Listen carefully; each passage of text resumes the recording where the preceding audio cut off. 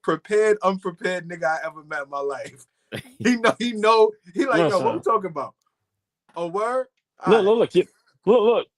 We didn't agree on the topics yet, and then your man goes, "Oh, but the Zion, I did have that up, so now that might be a topic." See what I'm saying? Listen, we didn't have that. He want to talk about he threw it in the chat. He didn't throw it in the chat. That's your man. Yo. Good morning, because I'm still here. Didn't get a wake-up call from out there, so I'm gonna head back to the street for my lesson and only live by God's blessings. That's Kendrick. Do we even know? Don't give me the line. I don't have quotables right now from anything Kendrick Lamar. I see the waves going through that's crazy, man. Would you put baby oil in there? Nah, Batana oil. Dr. Sebi, baby. Batana oil. Your bed. Y'all niggas is crazy, your man. Bed, the top. Yeah, I'm telling you, man. Batana oil. Y'all look it up, man. I ain't gonna say nothing. Made in Honduras. Straight from Honduras. The natural shit. Listen, man. I can't just throw water in my hair like you Dominican niggas, man. I can't do that. Like you two Dominican niggas. I can't do it. Hold on. So what Zion had on? Yeah. Oh, gee, look at this nigga. Yo, nah. Because they called him. They called him with the video. Nah, bro, but that's a bad pick. You got to show that little couple second video because it shows the gut hanging over side of the sweatpants, bro. Yeah.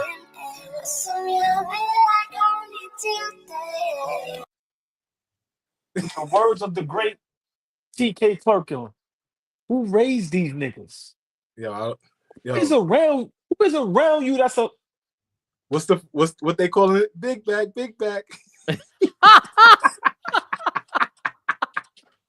AllBall TV. They scared, but I'm not. They don't like comentario. Y suscribe.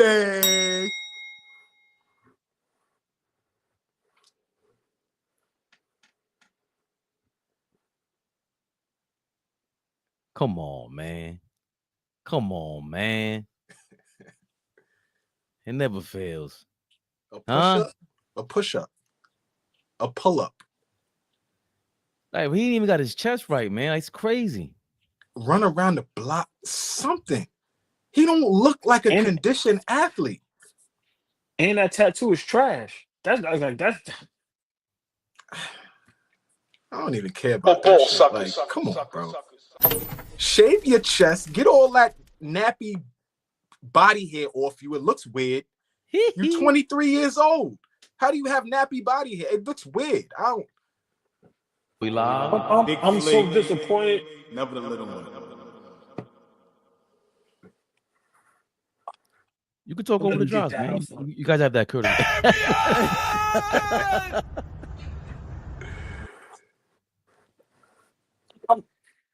I'm so disappointed because I love New Orleans. That's like my second home. I got a lot of people out there that's great people. And, you know, I like Zion, man. But I got to keep the same energy. You look terrible, bro.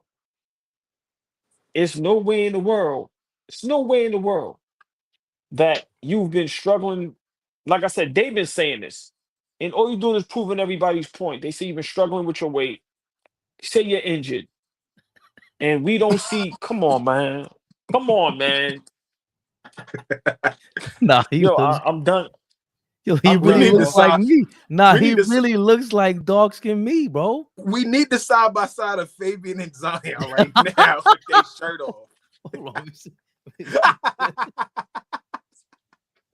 Yo, I don't even know if I look. Nah, this look crazy.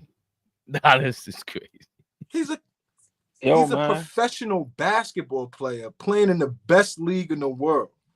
Access to the type of nutrition that's going to keep you around for that nigga on the left is 40. Dude on the left is 40. Dude on the right is half his age, almost. Nah, this is bad. This is bad. This is bad. We have real quick. They have on ESPN right now. Shams is reporting Zion Williamson is not close to returning. I'm gonna say it again. Shams is reporting right now Zion is not close to returning, but he shows a video of his new tattoo. Go ahead, Fabian. I'm sorry. Flea said this a couple months ago. This generation should be called Generation Shameless. Sin vergüenza. We have a lot of criticism about LeBron James. You know, we got jokes on LeBron, and when he does this thing, we compliment him. But the one compliment for sure that should never, ever, ever be argued is his greatness. He ain't never not live up to the hype. Ever. High school highlights, came into the league, that first dunk in Sacramento. He was going to the chip. 4th year in, Western Conference Finals. This is physical evidence of the difference between the two. Just what it takes to be a superstar. Because Zion got his stardom. He was a college superstar.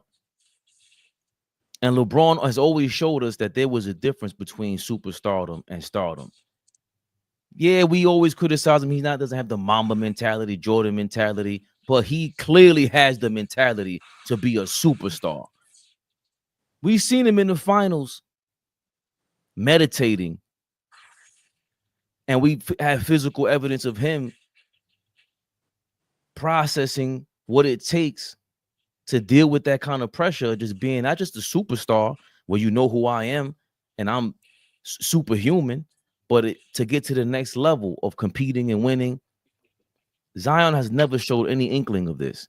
And AllBall hates the phrase with these kids, but to me, they are kids. Ain't no 25-year-old going to come to me about nothing in life. Maybe you got more chicks at this point that you could ever have. But even with that, you got adult film stars hitting you up. All of this is shameless behavior. He has no shame. They got the money so they can afford to have no shame. But you got the bag and you took on the fame, and that fame comes with flames. Like, I don't want that kind of attention because it does come with that. But if I had to, ain't no way in hell I'm gonna still have this gut, Flea. I'm taking that Ozempic. I'm gonna look slimmer than Fat Joe out here. You crazy? This is crazy. And I don't want to blame it on the era also, because the era is shameless. It's not all their fault. The social media thing. How much privacy do we really have? It's almost like you're volunteering, but are you volunteering? Everybody's in your business and everybody got a phone on. Who the hell recorded Zion with his shirt off in their living room? Who he told to do it. Who he said, bring your camera. Exactly. I would like to get some content of me getting a new tattoo, regardless of me having nappy body hair, man boobs. My stomach is over my shorts, and I'm a professional basketball player. You use the right word. It's shameless, bro. It's shameless. It's shame. Like, we got to get back to where, like, these rookies and the young guys actually earn contracts, like earn the opportunity to get an extension, earn the opportunity to make the big bucks. I know it's a business, so the money is just going through the ceiling right now. But there is no incentive for guys that play the game to really have themselves in tip-top shape. The NBA has become like a soap opera on a day-to-day basis. NBA today reports on more off-the-court shit than they do on-the-court stuff. How the NBA is covered is different than how it was covered when we were coming up. Like, this shit is totally different. And the players lean into it. The former players who cover current players lean into it. And the ones who had the license to cover the game and are still covering the game, lean into it, a la Stephen A. Smith, a la Skip Bayless, a la anybody that you love talking about the game of basketball. They lean into this era too. Everybody's a part of the bullshit. I ain't going like I could blame Zion, but it comes from the top, it trickles down all the way to the bottom, and then the low-hanging fruit are the players. Cool, we could get at them. But everybody's leaning into this lazy bullshit era. It's disgusting. I came on here hollering to y'all about how long of a week I had. Some people don't even got a job. Shut the fuck up, Flea. Like, you got a job. You had a long week, so what? It's over. It's gonna be all right. Like, I don't know. That shit pisses me off when you get in a position to make the most money that you'll ever make in your entire life, change lives, and you don't love it enough to keep your body in tip-top shape. Nigga, fuck you, Zion. Like, that's how I feel. Like, that's how you. It's like, fuck you. Why are we even invested? Why watch you? The Pelicans were supposed to be good this year. Okay, DeJounte Murray gets hurt. Okay, we can live with that. Damn, Herb Jones gets hurt. Okay. Damn, CJ gets hurt. Damn. Okay, we got three players that are hurt that is gonna help us win. Zion, make sure you out there to help BI, like keep y'all afloat. Them niggas is 4-12 right now. Pack it in. Cooper Flag sweepstakes, Ace Bailey sweepstakes. Pack that shit in. Y'all not winning shit. Like, it pisses me off to see guys like that. I'm ranting at this point. Go ahead, OG. No. I mean, I'm this is the first time I'm kind of at a loss for words. I've been speaking like this for a while, and I've been saying it. I'm not going with the dead kids thing, Fabian. Love you, RP. Because not all young players is doing this. Zion's been in the league how long now? Where we at? 5 years? 6 years? 5, 6 years? 19, yeah, 2019 right, so, draft. Okay, 5 years, going on 6 years. So for me, I understand it's a new era, new generation, and we got to understand LeBron doesn't come from this generation, so his mentality is different. Remember, he was there with Kobe and them. You know what I'm saying? So KG and some Pistons. So just how people take care of it. Mm-hmm. Right. So that mindset was totally different.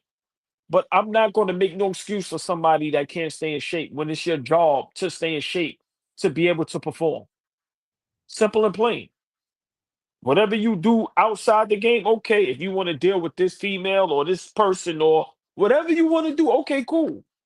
But your job is to stay in shape to be able to perform at the highest level. That's your job. That's not your hobby. That's your job. So when you can't do your job, what are we paying you for? I've been saying it. These guys don't care about the game. They don't. They are getting this money and they are literally spitting in our face. They are cheating the game of basketball. And it's about 90% of them. SGA ain't that old. No matter how you feel about his outfits, he performs, stays in shape, shows up. So it ain't all the young players that's doing this. But a lot of these dudes, they do not care about the game. And the sad part is, it's older guys and it's the young guys. It's a combination. Listen, man, this is sad. I don't know who's in his corner, but it's no way in the world the first video we see of you, knowing that you're injured and we don't know when you're going to come back, is a video of you getting a garbage tattoo. Let's not forget that, Flea. That tattoo is trash. It ain't even fire. And your gut is hanging over your sweatpants. It goes to show y'all hit it on the nose. It's not even shameless. They don't care. They don't care. Bruh, they don't care. Like I said, it's going to come a time and point where these contracts are going to have to change. And I root for all the young men and women to get as much money as possible. But how do you expect somebody to feel if... We got to stop saying that, OG. I don't root for niggas that don't love it to get paid. Why do I want a nigga to just get over just to get the bag? Like, respectfully. If you're not working okay, for the bag, why get why get the bag? Yes, we want everybody to get paid, but if you ain't doing what you got to do, I'm over these guys, bro. I really am, and only because I'm in love with basketball, I still watch it. But I see now why people say they don't watch it. Like, I really see now.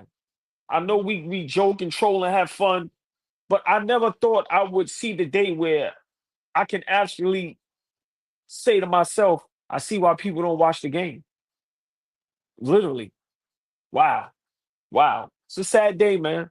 And, people may think we over-exaggerating, but once again, your job is to stay in shape to perform. And you guys are purposely not staying in shape because you don't care. And he's not the only one. He's not the only one. That's the sad part. A lot of these guys are getting injured. You know why? And I'm not no doctor, and I'm not never claiming to be a doctor. You guys are not working out. You guys are not practicing. You guys are going off sheer talent. Sheer talent, which all y'all have the talent in the world. But how do you guys stay injured 4, 5, 6, 7 years straight? Listen, bro. Zion, I'm over Zion. Please, you're correct. Pelicans, pack it up. Pack it up. And I remember I was in the Zion sweepstakes for our Knicks. Hell no. Hell no. I remember that. Yeah. Nah, I seen enough. Good evening, Miss Darlene Bryant. We always got to show love, but bring some joy we to all us. up here frustrated. Yeah. Bring some joy to us, Darlene. Oh, wow. Fabian, let me ask you a question. Wow.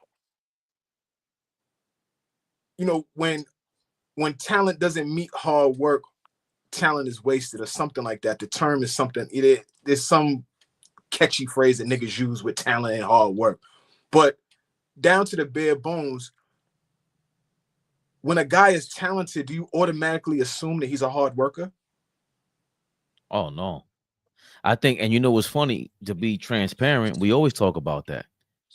Like, I don't want to call it a vetting process, but us three on the screen, the dedication that it takes to go from after work, at your job, still after work, we're not on the clock ever. But that's dedication. I think y'all are talented. I think we're all talented. But no, we've seen so many people, and I've heard that for a lot of my life, like, you got a lot of potential. And I never could figure out like what it was and hone it in. So I always get a little empathetic with them. Word. That's why you hate that word. Oh, yes. Yes. Oh, yeah. So this, even with designs, that's why it was a great question you asked, because we see it all the time. Growing up, we know how many talented people we know.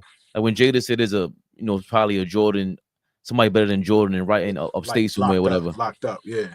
Even though everybody kind of disagrees with it, we get the point. Like we all knew somebody that was super nice. We can mention a whole bunch of other players that, but nah, that's the true talent, is being consistent and working hard and having work ethic like that. That's why, like, as much we hate the fact that we have to big up LeBron and while we kick Zion while he's down, but I'm glad they did post that, because it's like, yeah, LeBron got 4 decades on earth. And he's showing you what greatness is at the end of the day. And he's showing us from the beginning, regardless if he's falling short in whatever kind of expectations you may have had, Zion ain't meet an ounce of it. And hell no, just because you talented doesn't mean you work hard. Because working hard is a talent that I recognize. Shout out to my Aunt Angela. She always was doing that. She didn't care what your girlfriend looked like. Nothing. Does she have a job? That's all my aunt ever cared about. And she instilled that in me. Like, I don't care what you do in your life. Street, work, whatever it is. How hard do you work? Do you take work seriously? Do you hustle? Do you really hustle? Or you trying to like show off? Or you trying to like G me? And that, this is an example of just someone I don't even like to be around, because I'm going to hear a lot of excuses. I already know what to hear from. I would never even really want a conversation with Zion. What the hell are we going to talk about? Nothing. It's love a conversation with him. It's wild, OG, because you watch a guy like LeBron Kevin Garnett, Kobe, even some of the guys that are in this actual era, like a Steph Curry, like a Kevin Durant. Kevin Durant is averaging more points per game after he tore his Achilles than he did prior. So there's some guys that just are that disciplined to where they take care of their bodies. What is it for you, OG? Is it the lack of discipline? Is it the lack of decision making? We see how some of these decisions these young niggas make. Now, not saying some of the older guys are not exempt. Kobe Bryant made some bad choices, right? We could go through the list. Tiger Woods made bad choices. Charles Barkley made bad choices. We get it. But these dudes are coming into the league and losing their minds. Strippers, porno stars, recording themselves with guns, just doing goofy shit as soon as the bag is dropped. Where's the discipline?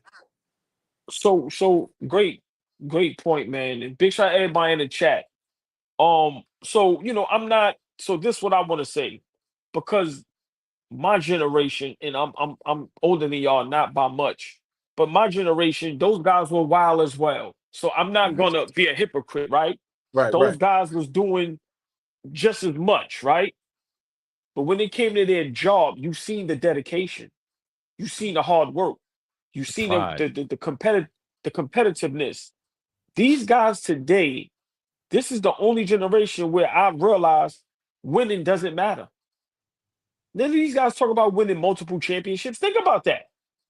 None of these guys talk about wanting to be the best or beat the best. OG, real quick, I'll let you cook. The Texans thumped the Cowboys the other day. Immediately after the game, CeeDee Lamb and Trayvon Diggs go to a video shoot to shoot a music video. The Cowboys is dog shit. Their record is garbage. They ain't won a Super Bowl in ages and decades. Ain't been in the playoffs, and they're confident enough to go and do that after getting thumped by their in-state rival. Houston and Dallas is an in-state rival. They go to do that. Go ahead and finish with your thought, but I just wanted to give you that because that just parallels what you're saying right now. But real quick, you remember when Kobe cried on the bench when he lost to the Spurs? And Jim Gray interviewed him right after, and he's like, what are you gonna do this summer to get back? And Bean is like, I'm gonna work till exhaustion and then work some more. People think that's corny, man. And that is, it really sucks that we don't have that spirit around. Mm-hmm. It's kind of gone, AllBall. Yeah, but so for me, this is where I blame LeBron, KD, and Steph Curry. Because you don't hear them. When last time you heard any of them talking about winning multiple championships and how important that is? Kevin Durant literally said, I'm already a championship in life. That really doesn't matter. When last time you heard Steph Curry say, I want to be the greatest ever? LeBron says it, but these last couple years, these guys don't talk about being champions. The game has come to a point where it's just about getting money and getting and looking fly. Kobe Bryant, 2 stories, and y'all can YouTube it. The Allen Iverson, where they was hanging out and from the club, or wherever they was at. AI said, "Yo, I'm going to the club." AI said, "I'm going to the." Kobe said, "I'm going to the gym." Then John Sally told a story where Kobe was young and they took him out to the club, and Kobe never really went out. So everybody was, "Yo, Kobe." And within not even an hour, Kobe said, "I'm out." "Yo, where you going?" "I got to work out. I got the trainer coming." These guys, we really think social media is real. So we literally put the bag over everything. Literally. Just think of how many of these guys are getting paid for their social medias. So now that is more important than your actual job. Remember, you wouldn't be a social media star if you wasn't an NBA star. And Darlene is right. Fleet is generational. It comes first. I'm glad you said that. You get what I'm trying to say? I am so glad you said that. And Micah Parsons running his mouth talking about ain't nothing wrong with me having my podcast. You absolutely right. But the only reason people are invested in your podcast is because you're Micah Parsons from the Dallas Cowboys. Like, shut the hell up. Bro, hold on, but it is a problem. And I'm not saying this because we have a podcast. No, it is a problem when you're paying more attention to that than your real job. Let's be for real. All of us have jobs. Now, you know how you get a part-time job on the side? So you telling me you're going to pay more attention to your part-time job than your actual job? Yo, it's a new day, and it's sad that even the older generation is getting caught up in the hype. Listen, man, it's sad. But like I'm going to leave it at this. I don't know when the last time I heard no player say, I want to be great. I want to win multiple championships. Like when y'all get a chance, really try to think about that and fathom that, and think about the last time you heard that. It's just true. Right. Robert Paulson, that's a great point. It's a great point. But Flea, I'm gonna let y'all go. But I just want y'all to please, and everybody, when y'all get a chance, see the last time someone said, when they asked, what's your expectations this season? Championship. We make excuses for everybody. That's why till this day, Flea, I'm going the Knicks finals. What I'm supposed to say? First round? Second round? Nah. So for me, it's sad. And Zion is proving everybody right. I think one team that I don't find myself leaning in, I don't find them leaning into the social media nonsense and getting too caught up in it is the defending champs. Like, I don't see nobody on that team, right? We can have the critiques on Jalen Brown, on Tatum, on Porzingis, or you have the critiques on all of those guys. But the core of that team, Drew Holiday, Derek White, the core of that team, I don't see, and maybe I don't. Somebody does put me on, correct me. I'm fine with that. But I don't see them get caught up in too much of the off-the-court nonsense. And now the off-the-court nonsense is literally social media. All those guys got brands. All those guys have other things going on, right? But it's kept at bay. And that's a big reason why every time we turn around, they are one of the last 4 teams standing, or one of the last 2 teams standing, or the champion last year. Like, there's a reason, why that is. Like, you got to have a certain discipline. You got to have a certain dedication, to winning and staying on top, like staying at the top. It used to be somebody win a championship, they're going to come back and win another one just because they so locked in. We got used to, I always tell you, we got used to that dynasty type thing. People going back to back. It was foreign for somebody to win one championship and not return. Now there is a lot of parity, but why? Why? Bunch of different reasons. So I don't know. I do want to highlight this comment from Molly Mall. Our generation was off the wall. Only thing is we didn't have IG and 24-hour social media coverage, MJ gambling, Chuck out of shape during the offseason, and Gil with the blicky in their locker room. Hey, look. We can't deny any of this stuff. Hold on. There was a cocaine circus over there with the Chicago Bulls, and Michael Jordan walked in on that, right? Yeah, we all know that. Yeah, and the NBA had a problem with that. But you know what the NBA did? They answered that problem. That's what we're saying. Something is wrong. We should not be seeing the next NBA duper star, because we've seen it. Derek Coleman, a lot of these guys, they weren't all the way in shape and doing what they had to do in the offseason. A lot of guys we could mention, but there was a checks and balance, it felt like. There still felt like the league was trying to do something about it. And again, that's why everybody points at Adam Silver like, bro, you soft. This should not be going on. Right, this is a $1 billion industry. Nah, man. If this was the tech world, you'd be fired. You couldn't not perform. You couldn't not be in shape for that. This is what it's about. It's about making billions. And y'all are you're the logo for the league.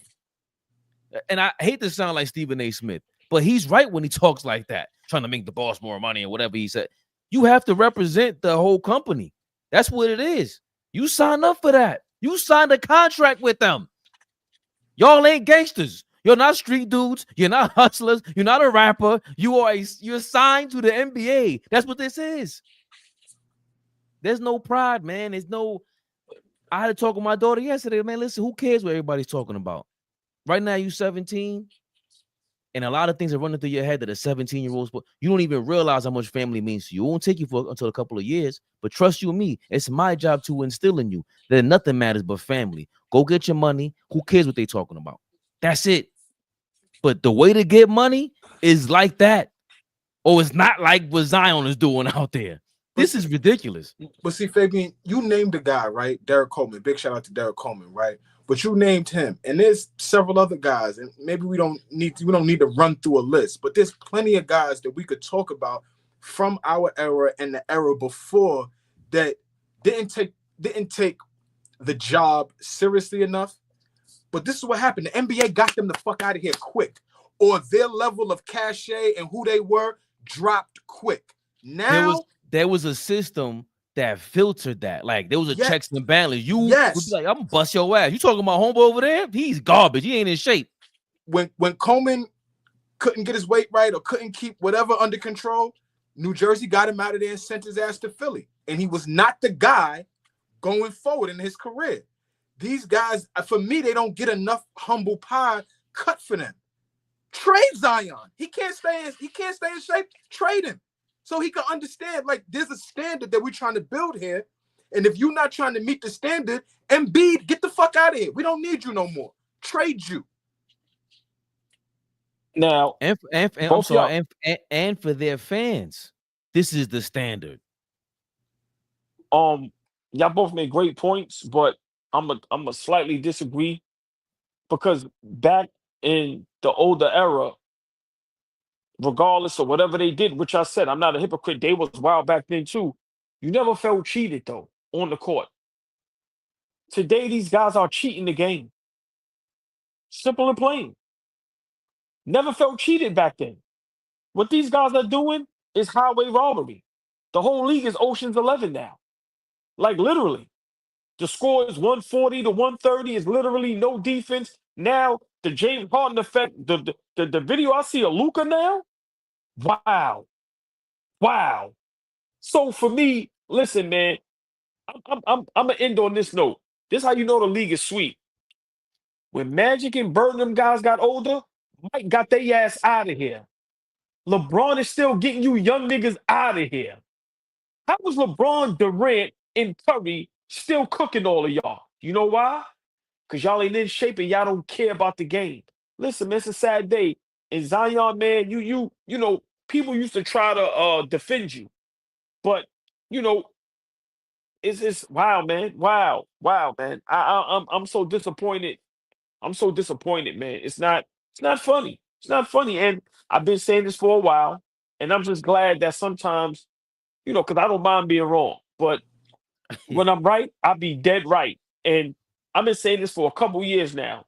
And we heard Jeff Teague say it about Paul George. We see now Zion. We see Joel Embiid. Listen, man, these guys don't love the game. So you can't be great. I don't care how great your skill set is. Do not ever compare these guys to Patrick Ewing and Akeem Olajuwon and telling me Paul George is your GOAT. All this dumb shit. Me loving Zion and saying I would love it with the Knicks. All that shit is a rap. Miss me with 95% of these guys talk about they great and I don't want to hear it no more. I'm done. Done. Well, speaking of apologies, speaking of being wrong, y'all know what this is, man. Knicks Rehab. Lee, where you going with this bullshit? I started. He's about to hold you and him accountable. That's where he's going. Well, he's about to hold you and him accountable. I can't hold him. He wasn't on with me. He's the guy that wanted the guy to come to New York City. All right. Well, I'll get to holding OG accountable a little later. I'll get to holding him accountable a little later. It might just be time for Fabian to apologize and bow down to your highness. Is Jalen Brunson and Karl Anthony Towns the best duo in the NBA?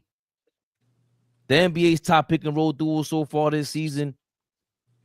Somehow the Brunson and Cat are scoring 1.25 points per game during the pick and roll. And I don't even know how the hell you average 1.25 points. Y'all confuse me with them stats all the time. I don't know what the hell is going on. But the point is, I can't front, man. I did say a couple weeks ago, I don't think Cat has ever played this good.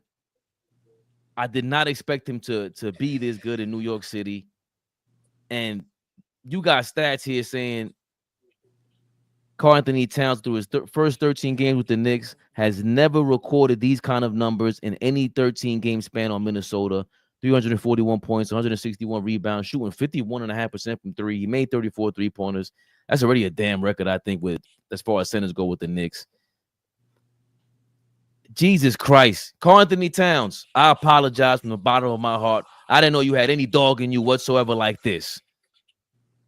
Like this.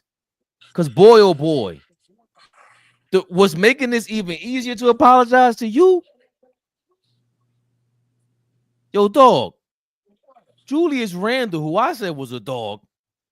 Did you see him yesterday versus Gobert? This was shameful. Top of the key, Gobert's in the paint.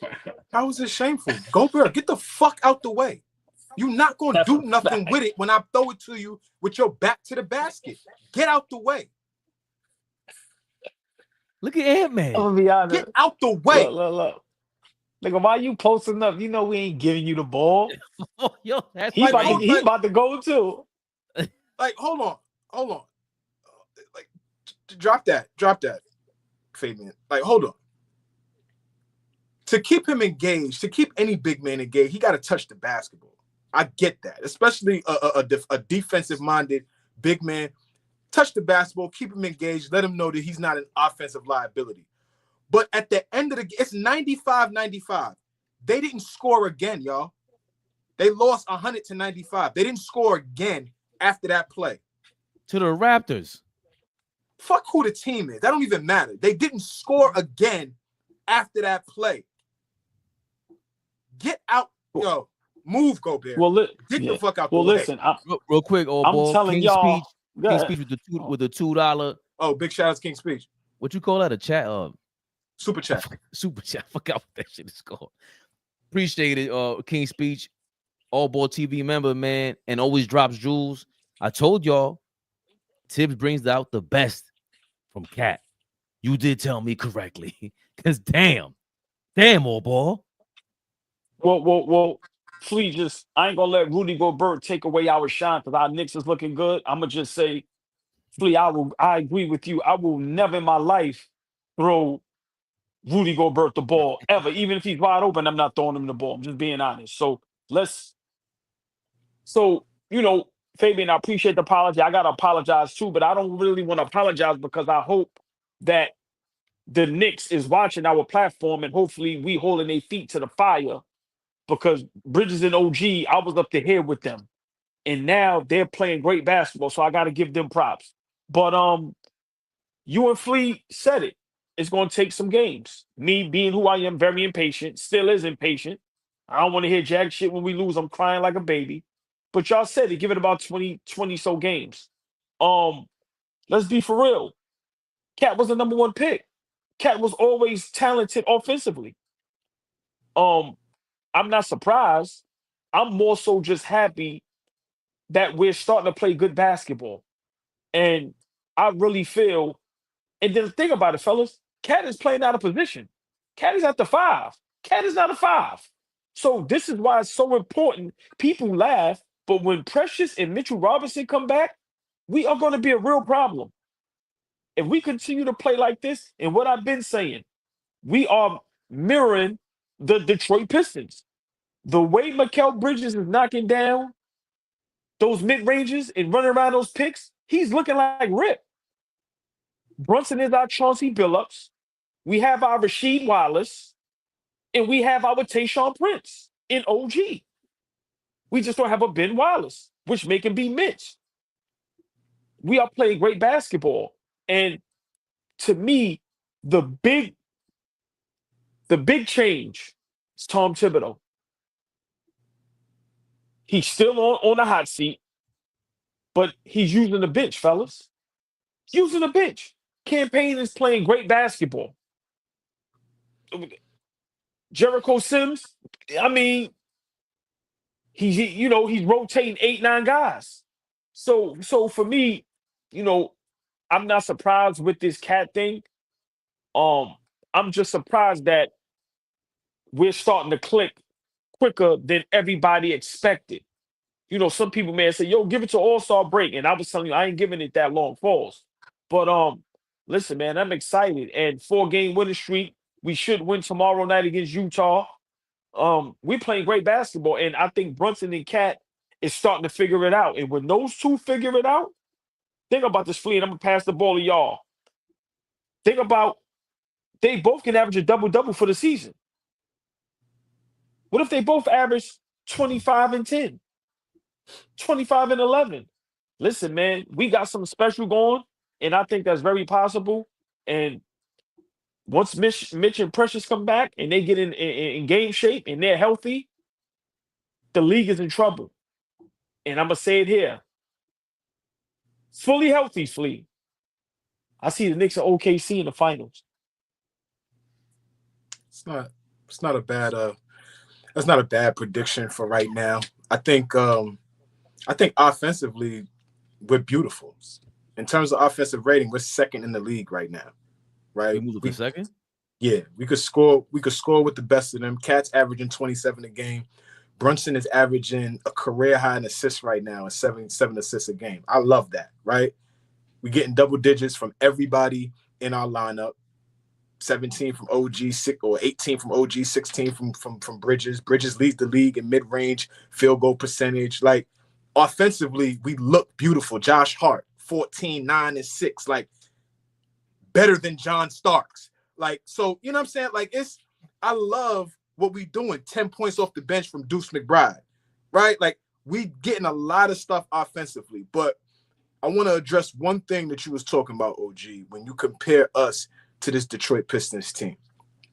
The look, yes, aesthetically, we have, but what they had, what they, held their hat on is they kept teams under 80 points.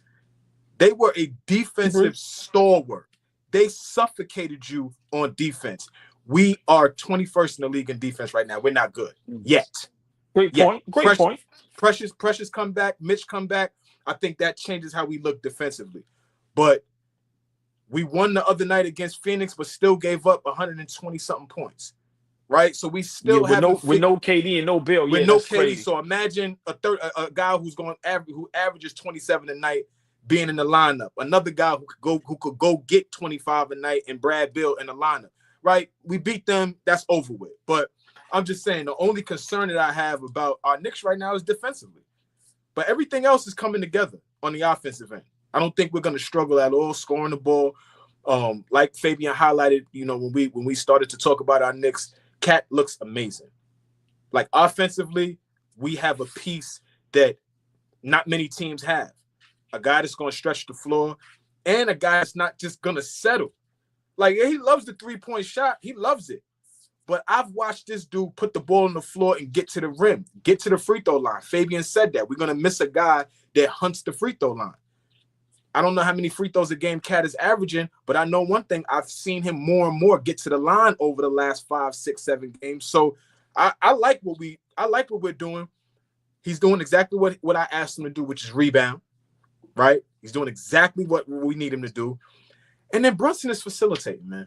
Brunson is out there getting guys involved, still scoring the basketball. I think he's taking 3 less shots a game. He went from 21 shots a game to 18 shots a game. He's still shooting a decent percentage. He's shooting 40% from 3, still over 80% from the line, and he still could fill it up. But the fact that assist number is going up per game. I love that about Brunson. But Tibbs is still being Tibbs. Mikal Bridges leads the league in minutes per game, almost 39 minutes a game for Mikal Bridges. I don't know if that's sustainable throughout the season, but we are talking about a guy that doesn't miss games, right? He's the guy that has the longest streak in the league right now in terms of games played. So, I love our team, but my concern is when we get in April, May, and June, are we going to be able to get stops? Right now, we ain't showing that. Once Mitch Precious come back, I think we're going to be fine. 3 straight double-doubles for Jalen Brunson. I don't know if he's ever done that in his career. I'll look it up real quick. That's the most impressive part in the last 3 games. I know that's the other thing, too. We have been beaten down on garbage teams. Beat who's in front of us. 1,000,000%. But we've seen that. We've seen it early in the year, too, and it was like, the pace, we beat the Pacers, you beat this team. Like, we didn't really beat a top tier team. I don't, and the thing is, I saw something on the schedule where this is who the Knicks are beating this season. How come it's not popping up? Oh, it's over here. Sorry. This is who the Knicks beating this season. Knicks wins to date. Pacers twice, Nets twice, Heat, Pistons, Bucks, Wizards, Suns with no KD and Bradley Beal. Shout out to Andy Roth too, by the way. But hold on, just real quick. Hold on, just keep that up there. Just keep that up there for 1 second, please. So, let's be realistic. Suns is a good basketball team. I understand they got injuries. Everybody got injuries. So miss me with that. Bucks still got Giannis and my god Dame. The Nets is playing good basketball. Regardless of the record, those were 2 good games. The Pacers is a good team. So, I mean, and then we know the Heat is our rivals. So, for me, I'm not going to sit there and downplay, talk about we ain't play nobody. Nah, I'm not going for that. I'm sorry. Now, I get the Wizards and, like you said, maybe the Nets. I mean, and the Pistons. But nah, man. Miami, Milwaukee, Pacers, Suns. Nah, those are good teams right there. And those are good wins. I was just going to say, it's the NBA. You could get beat any night. It's the NBA. You could get beat any night. Go into Charlotte and with sleepwalking, and they will run you off the floor. Go into Washington and think this is a scheduled win. They beat your ass. Like, it's the NBA. You got to come to play every night. Like, I listen. I agree with that, and I want to give them their props for winning handedly. Like, not just Phoenix didn't have a chance. The Wizards didn't have a chance. Some of these games were close. With the Nets were close. The first game was close. The Nets do play competitive. The Bucks, the Indiana, they don't have it all together. Miami didn't have it all figured out either. I'm just saying, there's no signature win yet, and they're winning me over. Do not get me wrong. This is looking into something. The Heat is not a signature win. Nah, that was early on in the season. But you was high on the Heat. Yeah, but not we see How what was they are. Not a signature win. What win stood out to you the most this season for you? Because I don't remember one. The Miami Heat. People still high on Miami. People still think they're a threat, and we beat the Miami Heat. Cat had 44. He was killing Bam. I think that was his breakout game where we were trying to figure out what Cat is going to look like for us. He played phenomenal. So that's probably the game that sticks out the most where, we finally kind of figuring it out. But I agree with the sporting page. The next couple of games, like Utah, then Dallas, then Denver. But hold on. Right, depending on how we look. Fellas. But what I'm saying is, of course, I agree with y'all.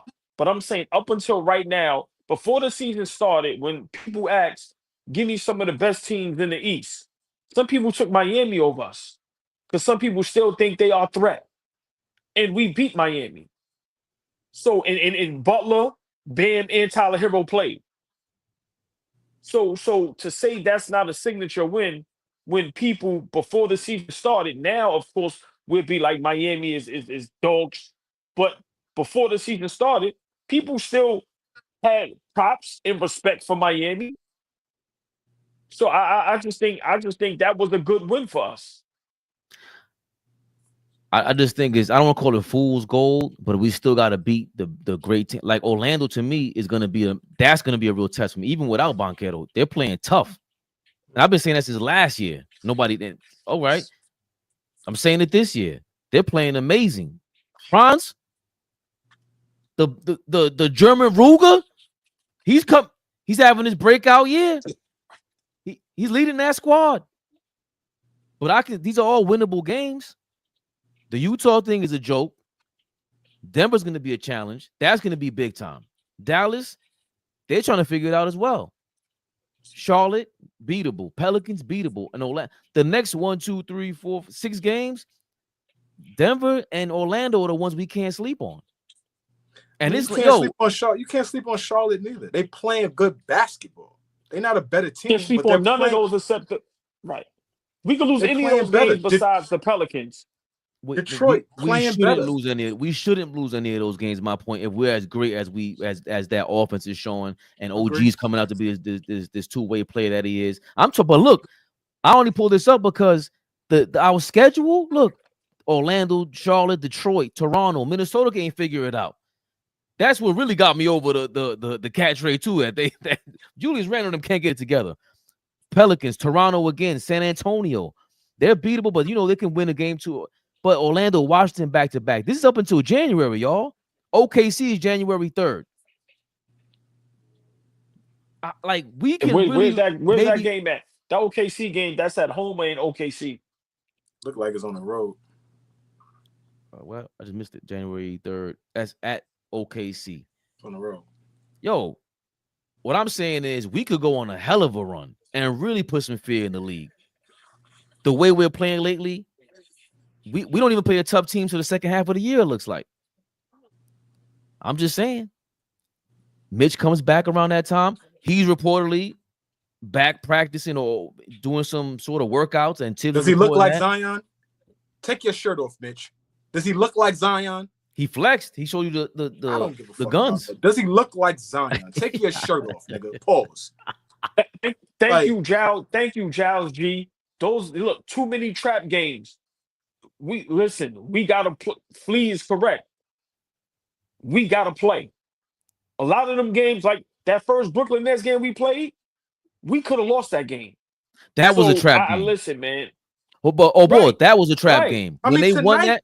Tomorrow is a trap game against the Jazz. Hell no. Yes, it is. We could walk in there. Hold on. So which one of these bum teams is not a trap team, bro? It's not a trap game. Come on, man. Fabian, I started this soliloquy about the Knicks and I finished it with our defense. We can run teams off the floor, but we can't stop a nosebleed, bro. That's all I'm saying.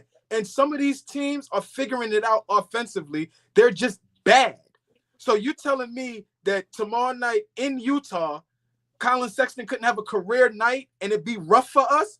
I'm just throwing a name out there, but I'm just saying, you go into Charlotte and Brandon Miller and LaMelo Ball both had 35 last night. They're figuring out how to play with each other. I'm just saying, you go into these games, we are the better team, but we can't go in there, this is a scheduled win. This is a scheduled win. No, we got to go in there and play basketball. And if we're going to struggle defensively, we'll struggle against every team. Every team got to miss shots if we want to win. Charlotte, I could see that happening. With Utah, no way. Okay. You know what I'm saying? I understand you. I got you. And again, I got to give Cat his props. I did not expect him to come through to New York City and look like this. Look like he's about to do damage to anybody, any team. It doesn't matter who you are. And he's not settling. Anything about him being soft or whatever it was, he's shown none of that. And I don't care about the defense. I've been saying this all season long. To me, he's been trying his hardest. He don't look like he's giving up anything on defense. Matter of fact, they're not giving him any calls on the defensive end, if we're being real, because of his reputation or whatever it is. They should need to give him foul calls. If that starts to happen, Mitchell Robinson comes back, like you said, AllBall, pressures the Chua. Because we're talking about getting some stops. Right. And you got to remember now when Cat is at the 4, it's only player that can contain Cat at the 4 is Anthony Davis. Who else is going to contain him at the 4? So I think of that. But y'all both made great points. Listen, man, we are playing great basketball at the right time because that schedule you just put up, we can have a stretch where every 10 games we're going 7-3, maybe 8-2, or every 5 game, right? We're going 4-1, or like so. You know, we listen. One like thing I talk, realized with our right. One thing I realized with our Knicks and Flea, you make a great point. We have to play every game. We cannot look at no one. Look at that Chicago game. I know everybody looked at that as, yeah, we gonna win. And next thing you get Kobe White and my guy going crazy and can't miss no shots. So just my thing for our Knicks, we've always been like that. We have to play every game like it's a playoff game. And when we play up to our potential, like y'all say, we thumping the team like the Utahs that we supposed to be. But if we go up in there lackadaisical and BS and worrying about the refs and complaining, and then now, you know, Tip goes back into that silly coaching style where you ain't subbing nobody and things of that nature. But listen, I think we in a great space right now. And to me, the most important thing is they are figuring out how to play amongst each other. And to me, that's what's most important. And I've been saying this. When Bridges and OG is knocking down shots, we are going to be a problem. Simple and plain. And to me, that's the difference, Flea. When them guys are knocking, if them guys are not knocking down shots, we jammed up. Go ahead, Fabian. I'm sorry. Nah, because after that Phoenix win, I'm like, in all seriousness, Brunson loves playing Phoenix. He goes into Phoenix, right? And licking his chops, like, yo. He had the 50 ball on him. They beat him to advance to the Western Conference Finals in Dallas. Like the Devin Booker, we mentioned LeBron and KD earlier. KD is flat out their best player. What like Devin Booker have always been, except last year when he showed me something in that playoff run. But before that, they on a 5-game losing streak right now. Phoenix. I gotta ask y'all a question. Yeah, go ahead, old boy. You know where I'm going. You know where I'm going. Is Devin Booker better than Donovan Mitchell? That was always up in the air. I thought you were gonna go with the other way with it, man. Is Devin Booker better than Jalen Brunson? Man, listen, y'all know how I feel about my guy. I'm not even listening, bro. That's not even no, he ain't better than Jalen Brunson. But Flea, I said they tell you Brunson better than LeBron. I ain't going. Come on. But Flea, this is a 2-guard who struggled trying to become a hybrid guy. We just seen Jalen Brunson 3 games in a row, double-double. Booker ain't doing that. Where's the hybrid 2-guard? You supposed to be the leader of the team. You supposed to be Devin Booker. Nah, you a sidekick, bro. Look, Book was the best player on his team. Let's just do 5 years. Let's just gauge it. He was the best player on his team for 5 straight years. They were a fucking lottery team for probably 3 or 4 of them. Which is 70. Donovan Mitchell was the best player on his team. Same conference, y'all. Same conference. Best player on his team as a rookie. Let's just say for 5 straight years. 5 straight years, they were a playoff team. One of those years, they were a 1, 2, or 3 seed. He carried them as the best player to the playoffs from his rookie year until the day they traded him. They were never a quote unquote bad team as Donovan Mitchell as the leader. So I he was better than him too, but we could talk about that later. That's a great point. I only said that because people was ready to anoint Devin Booker as the greatest shooting guard ever, the way people go berserk over him. And, you know, we got to start putting some respect on my God, Spider Mitchell name, man. That's all I'm saying. Listen, our Knicks, man. Well, he's another guy, old ball. Atkinson. Got your sport page. He pulled Donovan Mitchell to the side and he said, yo, I need you to dial it back this year.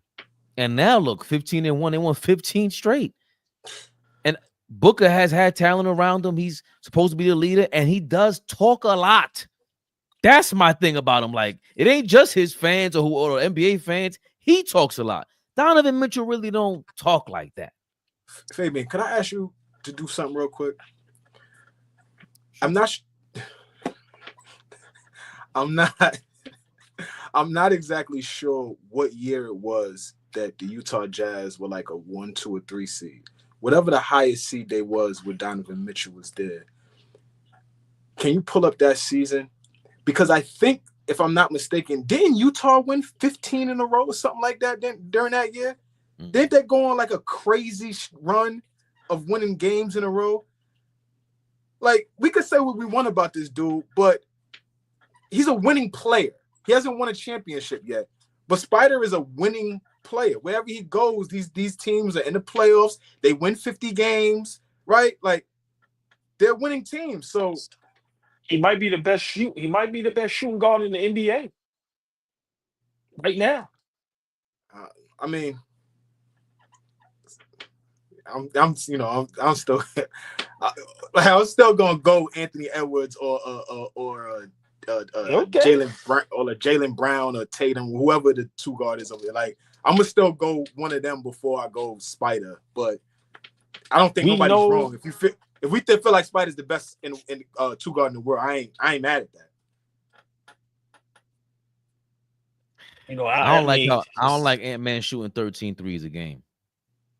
But what is he shooting from three? He's shooting like, I think, 38%. But he's feeding into the thing I never liked about him, which was settling for shots. And I don't care if it looks better. I don't care if he's making them at a better rate. Why isn't that leading to more drives to the basket? They said opening lanes up. The thing that he got knocked on was being a better shooter. He's showing he's become a better shooter. I mean, I hate what you're saying, because now you're falling in love with the 3. 9 threes a game, that's a lot. And he is shooting 43% from 3. Ray, he's knocking the shit down. But they're losing. Yeah. And that has to be the cat effect. Meow. It's just not. I don't think it was a right mix. You came up here 3 weeks ago and told the world that Minnesota is going to put the world on notice this year with that trade. You said that. Hey, it's on tape. OG, did he say it? But hold on. I ain't gonna lie, Fleet. When Ant-Man and Randall had 30 apiece, I went crazy. So. Right? When Randall's hitting game winners, I said, hold Randall's on. We might got the best duo in it. You don't even know that nigga over there, man. Hey, traveled that game winner. Hey, Flea. You know what? That's what we do on ball. We go out on a limb. You damn right. You damn right. We take gambles. And you know the best place to take gambles. DraftKings, baby. The NBA Cup is here. You can win big. Getting in on the action at DraftKings Sportsbook, an official sports betting partner of the NBA. All 30 teams split into 6 groups every Tuesday and Friday, playing for the right to advance in a single elimination in-season tourney, culminating in the NBA Cup championship in Vegas. First time, here's something special just for you. New DraftKings customers bet $5 to get $200 in bonus bets instantly. Score big with DraftKings Sportsbook. Every point counts. Download the DraftKings Sportsbook app and use code ABTV. That's code ABTV for new customers to get $200 in bonus bets when you bet just $5. Only on DraftKings. The crown is yours. Gambling problem? Call 1-800-GAMBLER. In New York, call 877-8-HOPE-NY or text HOPE-NY. In Connecticut, help is available for problem gambling. Call 888-789-7777 or visit ccpg.org. Please play responsibly on behalf of Boot Hill Casino and Camp Resort. 21 plus. Age ability varies by jurisdiction. Void in Ontario. Bonus bets expire 168 hours after issuance. For additional terms and responsible gaming resources, see dkng.co/bball. And we back, y'all. Mediocre. Back like we never left. Mediocre read today, OG. Mediocre. It was good. It was a good read, but I did stumble out. It was mediocre. I mean, it wasn't his best work. I mean, just wasn't. But that Zion picture fucked me up, man. Like, I ain't mad at you, bro, because that fucked us all up. So I ain't mad, bro. Listen, man. We keep talking about Zion, but is the OG of this era for superstar fat boys. I'm sorry. Why would I say that? Is it Jim Harden? Well, James was on the Earn Your Leisure podcast or whatever they're called now. And he talked about. You know who they are. Okay. Earn Your Leisure. We know Shorty's name with the fat ass that walks through the block every day. Then she runs up on you and act like you don't know her name. You know her name, nigga. You just called two dudes, Shorty with a. You know what I'm saying. You know what I'm saying. Don't do that. James Harden was on Earn Your Leisure, and he spoke about how what it would have taken for OKC to keep him over there, and would there have been a dynasty? That sounds like OKC when they have you, Kevin, Russ, Serge, and Russ. Yeah, young guys. If we stay together, this league is ours. It was only for like $4 million too. This is what I'm saying. I understand they broke it up for $4 million. It was only $4 million. You wanted something, and they gave it to Serge. Exactly. Which obviously it didn't play out well. $4 million. But if we stay together, how good could that team have been? Is you take over the league. My rookie year, it was the AC. We played the Lakers. That was the #1 seed. Scared them for sure. Scared them. We had OKC cracking. Mm-hmm. They won the championship. Lakers. Yep. My second year, we went in Western Conference Finals against Dallas. They won the championship. My third year, we in the finals against the Heat. That was Brian's first championship. Yeah. They won the championship. That summer, we go to Olympics. We win a gold medal. Oh, wait. My fourth year is on. Summertime traded. A couple of days before the first game. So how good do you think that team, in the history of hypothetically, y'all would have stayed together? 2 chips at least, at the minimum. At least 2 chips. Over $4 million. You think you would have developed into the player that you were? Probably not. Would have it's hard to say because I was always, because you was a 6th man. Yeah, but I was going to have to eventually start starting because it was like, it was cracking. Like I only did that because the sacrifice of the team, and it made us as a team. It made us better. But I was going to have to eventually start starting. Like my swag was getting there to where my fourth year, I'm not 6 man anymore. I already got that. But whatever, James Harden. I just found that interesting because I do remember his former teammates speaking on him. Before y'all comment and react, we got to get to recently found Knicks fan Kendrick Perkins on James Harden a couple years ago. But everyone made the sacrifice except for James. When you think about it, now that Amin is saying it, like when you think about it, Cassie, like Russ signed the extension, KD had already signed the extension, Serge signed the extension, I signed the extension. All we was waiting on was James. And really, to be honest, everyone took a pay cut. Russ took a pay cut, KD took a pay cut, even Serge, even myself, because I had a deal on the table that I could have got 5-year, $55 million in Golden State, but I chose not to go to free agency. I signed it for show instead of trying to get some more. But at the end, all right, so you hit it there, Kendrick Perkins. It caught my attention because how great potentially was that OKC team. We always press Sam Presti about it, Flea. First of all, what is your reaction just hearing James Harden say that? And was OKC a lost dynasty due to Presti or James Harden? Oh, boy, I'm sorry. Oh, go ahead, Flea. Yeah, I think, he's going to tell your side, right? You're not going to probably tell the whole truth. And there's stuff that James is leaving out. When Presti answers the questions about this, I'm sure there's stuff that he leaves out. But for me, there's so much context that goes into that run in OKC and then the run that he had in Houston. There's a lot of context that goes into that. Like he said, as a rookie, they lost to the champs. The next year, they lost to the champs. In 2012, if you're not locked in and focused on the game instead of losing your mind in Miami, maybe that series is different. Who knows? But all they did was progress more and more and more. James was the 6th man of the year. You know, Kevin is growing into an MVP. Russell Westbrook, we know nothing about him coming out of UCLA. He was coming off the bench behind Darren Collison and now becomes, you know, this player. So I feel like they gave up on something that could have been potentially great. You don't break that up after making a finals run. All y'all was doing was just getting better and better and better. And Serge was a great player too at that time. Probably one of the best post defenders in the league, one of the best defenders in the league. So I don't think you just give up on that. And then in Houston,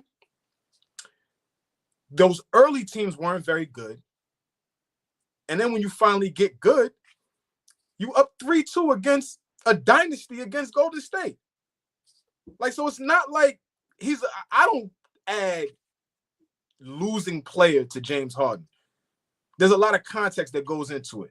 But after Houston, that's when we start getting a sour taste in our mouths for him. What happened in Brooklyn? What went on in Philly? Now what's going on with the Clippers? Like, it starts to look bad. But I think those first, what are we going to say? Those first 10 years or first 7 years, 8 years of his career, there was plenty of opportunities for him to win. Some he may be responsible for, but others I don't think we just solely put it on him like his fault. He's a game changer. He changed a lot of the game. He's a generational type guy. So I think with that sit down with Earn Your Leisure, he's just telling the truth. His truth. The truth. It's his truth. He ain't lied. I think he did lie. He wasn't winning no 2 championships. It's only one basketball. Those 3 guys, that never was going to work. Just my opinion. It was working. How is it never going to work? It was working. They didn't win, Flea. I understand what you're saying, but they didn't win. It was right there. Brother, I understand, but they didn't win. You said break up. You said break up Tatum and Brown. You the same nigga that said break up Tatum and Brown. I was dead wrong. I was dead wrong. But with this one, I understand what James Harden is saying, but let's be realistic. If James Harden at that time turns into a starter, because I don't think he was going to stay on the bench, you have Harden, Westbrook, and Kevin Durant on the court at the same time. Explain to me how that's going to work. I just don't think it was going to work. And I would not have seen them beating Steph Curry and them.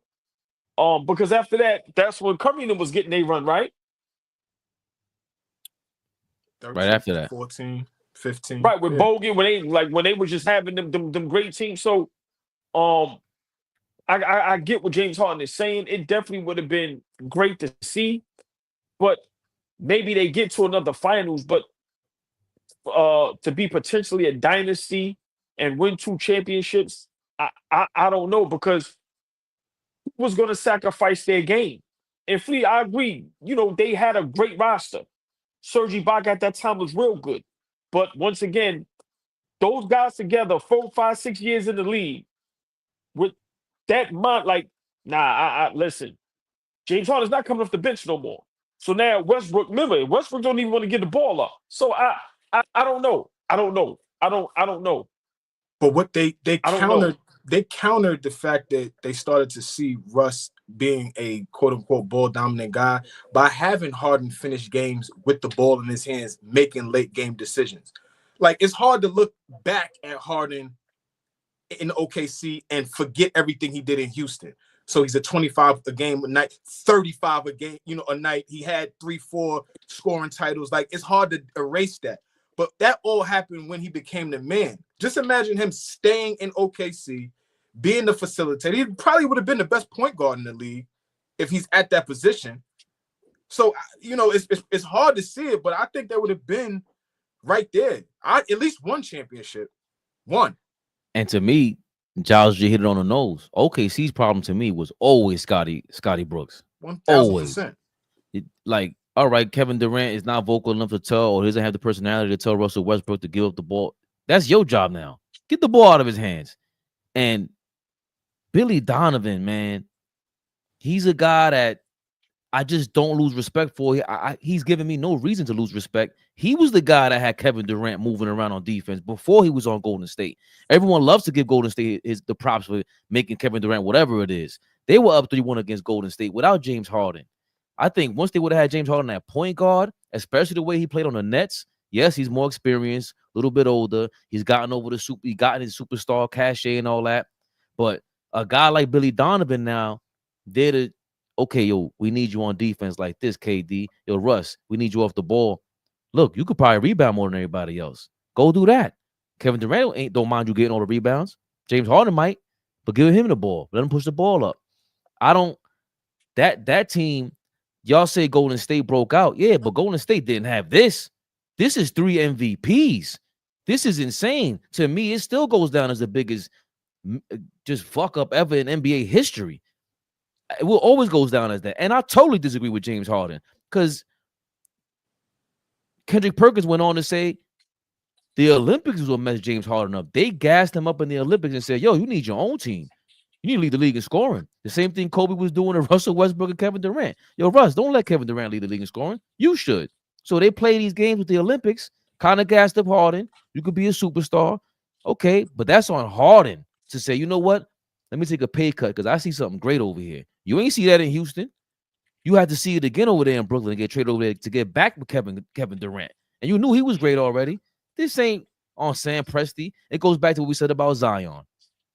Dog, if you want to be great, LeBron went to Miami to go form a big three. San Antonio got robbed against OKC, if we're being real. They should have went to 2 or 3 straight chips.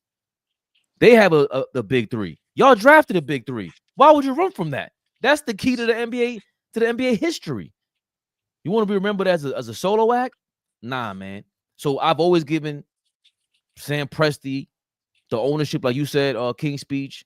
They were cheap. Okay, cool. But James Harden could have signed a 2-year deal, 3-year deal, whatever it is, if y'all really wanted to be great and really lock in 2 championships. So that's why I didn't like what he said. And I'm glad Perkins was honest about it at least. At least somebody was.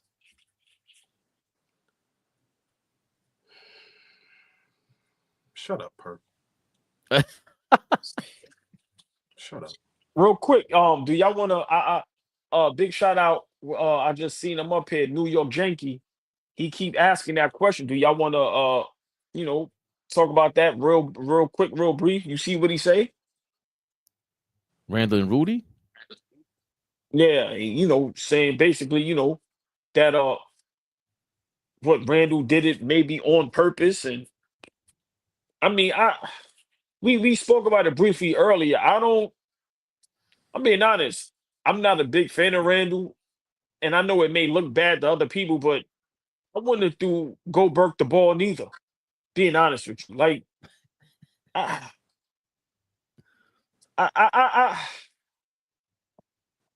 Fleet, honestly, Fabian, was Randall wrong for not dumping the ball down low when Rudy got a little guy on him like that? To be honest, I think it's not the play per se. It's the fact that Ant-Man isn't on it. So nobody likes Rudy Gobert. Nobody likes his game. Nobody wants to give him the ball. I get it. But Randall has never been the easy guy to get along with. Y'all not number 1 in the Western Conference. Y'all had the top 2, your top 2 in defense the whole season last year. They were damn near the best defense last season. And you're not that this year. You got traded for Cat. I had you. Yo, it ain't that far between you and Cat. This season, the distance that Cat created. They extended Gobert, right? Yeah. Look, if the only thing that Rudy Gobert does on the basketball floor is play defense, like I said, we've been watching bigs for the longest. I've played with bigs that they're not going to be motivated until they just touch it. They got to touch it, not get a shot up, just feel a part of the offense. Yeah. I watched you replay it again. In all fairness, he is really deep in the paint. He's super deep in the paint. You dump it down, They he's going was to turn foul for around. that, Flea. He's going to turn around and punch that home. Please, So he was They was underneath the foul. basket. right. So like He was he's super underneath deep. the Like basket. he's super They was deep in the foul for paint. that. Yeah, he's super deep in the paint. So, but my thing is when you realize that you don't touch it, get the fuck out. Get out. Get out. But Like you hold can't on. pout. You can't pout because you didn't get it. But Flea, At hold that on. time of the game. Let me just take it a step further. The way Randall did that or didn't do that, meaning didn't give him the ball, that means they talk about that. You understand what I'm trying to say? It's almost like as teammates, yo, don't get that nigga the ball, man. I don't care if he down there with a little guy on him. Rudy Gobert got Minnesota just jammed up their chances. They got to get rid of Rudy Gobert now, Flea. Yo, he's underneath the basket. Look, he tight. Look. He's underneath the basket. But look at the juncture of the game. He's underneath. Nah, hold on. Hey, Flea, look at Randall. Hold on. Did Randall tell him get out of here? Look. Yeah, he told him to get out. Beginning. Right. That's nasty. Look. Look at his head nod. Look at it. No. Nah, look. He sees him. You gotta give That's him the ball, Scotty Barnes. He got to touch it here. Even if he touches touches it, I want to see Randall. Yo, look. He waved him off. Get out of there, bro. Yo, get out of there, man. What you doing? We ain't practiced that. We practiced not getting you the ball. Them niggas is foul, man. Nah. Because in a perfect world, he's going to dunk on Scotty Barnes, right? He's going to catch it, turn around, and dunk on Scotty Barnes. Like, in a perfect world. But Barnes going to foul him and hold him, and he's going to go to the free throw line. Right. So, I guess you do have to let him touch it there, but you can't pout when you don't get it there. And I'm talking about the juncture of the game. This ain't the first quarter. First quarter, you missed me, you don't touch it. Get out. This is 5 minutes left on the tie game. Flea, Flea, think about it. He don't never touch the ball, bro. Think about it. So I'm not defending him pouting. I get what you're saying. At that juncture of the game, you gotta. But bro, it's nasty over there, man. Listen, a 3-second call and with 5 minutes left in the game. Hell no. When the last time you even seen that? When the last time you even seen a 3-second call called? They don't even call that violation. They hardly ever call that because nobody is camped out in the lane no more. That's how much everybody, even the league, hates Rudy Gobert. We calling a 3-second violation on this nigga. Anybody else in that paint, they don't even call that. You can tell Randall and Debo aren't happy in Minnesota. Yeah. Thanks for reminding me. More. Dante DiVincenzo. So Debo might be on the move. Is a potential trade candidate, according to Brett Siegel from NBA. Dante DiVincenzo is being viewed as a possible trade candidate for several contending teams around the league. While the Timberwolves value DiVincenzo's skill set, the 27-year-old combo guard was not thrilled with the idea of coming off the bench after being traded.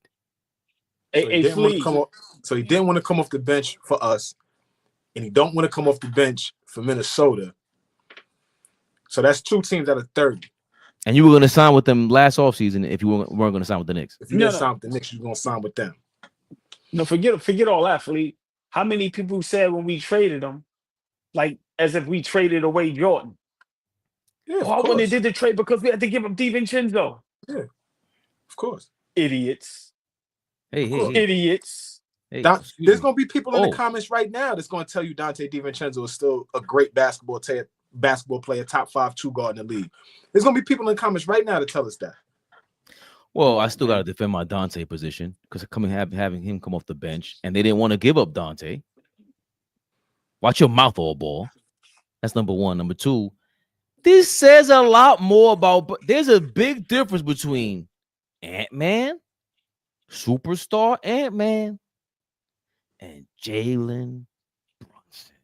I ain't never seen Cat look like this before. We ain't never seen Randall play ball like last year before, and we ain't never seen Dante DiVincenzo look like that. He's depressed in Minnesota. Hold on. Shout out to Leon Rose. My apologies, Godfather. Excuse me, Godfather. Apologies. My humble apologies. Should we trade for him? You can't. You can't trade for the same player that you just traded away in the same season. Should we trade for him and give up who? I ain't giving up Super Tycho for you, dog. Your trade value has plummeted. I'm cool. Big shout out DiVincenzo, man. Hold your head, my brother. And burn in hell, nigga. Devo, don't. Nigga tried to. You should have known better. I see what you did, Fabian. You tried to tie Jalen Brunson to everybody who has career years. Excuse me? What was Luka lucky he got Kyrie and he got saved last year with all them trades mid-season. Oh my God. So forget all that. Brunson is the catalyst for every great player in the NBA right now. Get the fuck. Man, listen, all right, niggas acting like we lost DiVincenzo. We wasn't gonna be popping. DiVincenzo have a hell of a career in Minnesota, wherever you go. Maybe they send you to Washington, nigga, so you could start. You and Poole in the backcourt. And both you niggas burn in hell. Knicks for life. Them niggas out of here, man. Yeah. Let's go. Yeah. Them niggas out of here, man. The flip-flopping fandom will never stop playing. Clearly. Get out of here, Dante. Big ragu. All spilling on the floor like that. It's a spilling alley. Nah, this is it right here. Thank you, Sporting Page. Nigga think he got a fade. And no. Get this nigga out of here. Get him out of here. Get him out of here. Nigga talking about I wouldn't did the trade. Dante. I mean, yo, you know what I mean? People we argue with, yo, I wouldn't did the trade because we gave up DiVincenzo. Yeah, okay. A lot of them are here. You see how they not stepping up? A lot of them are here. They don't step up. And that's all that matters. Yeah. You did. Thank you. But a lot of them are here right now that was talking, Dante. Get Dante to but thank you for your contribution. First and foremost, thank you for your contribution. Good luck. Peace, nigga. Like, come on. We talking about somebody that's a friend. Dante DiVincenzo's the equivalent of John Starks. How about that? How about that one?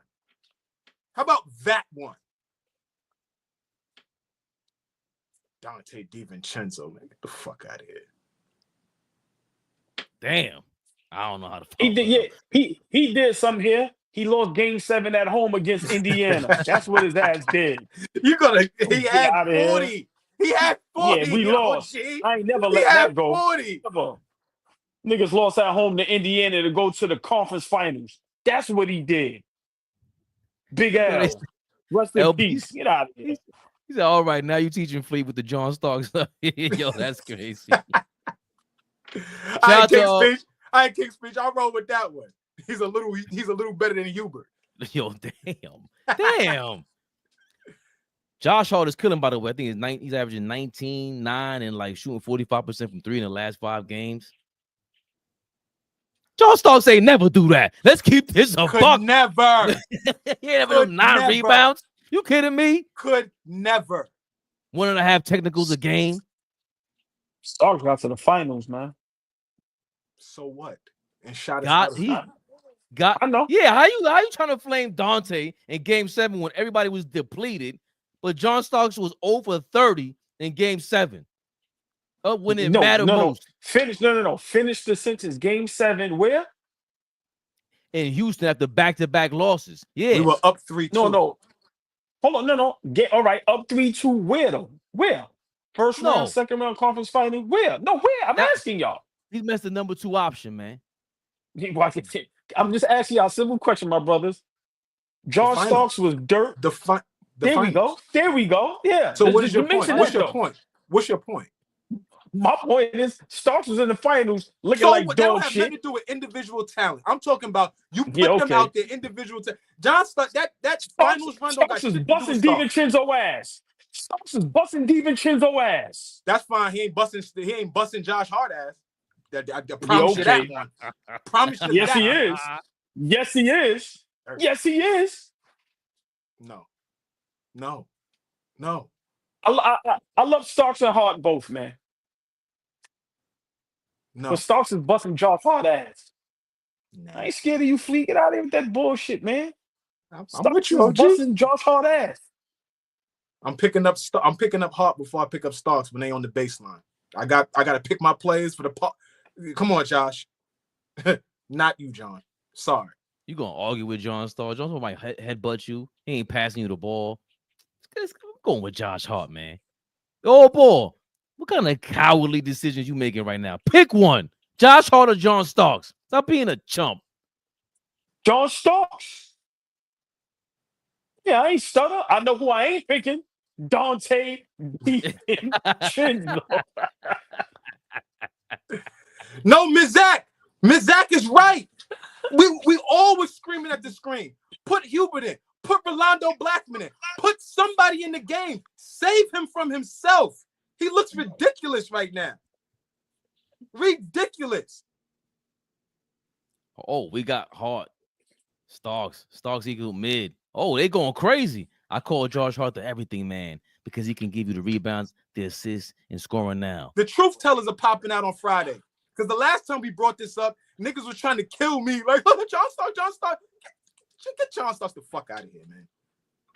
Flea, you did niggas, the New York Knicks fans love mid niggas because we don't never get fly shit. As soon as a nigga come in and do a little bit of something, then we love him. That nigga was mid, man. Well, hold on. So they be killing us with that shit. I'm looking at some people picking Starks. I'm just saying. Yo, man. You don't get banned, y'all.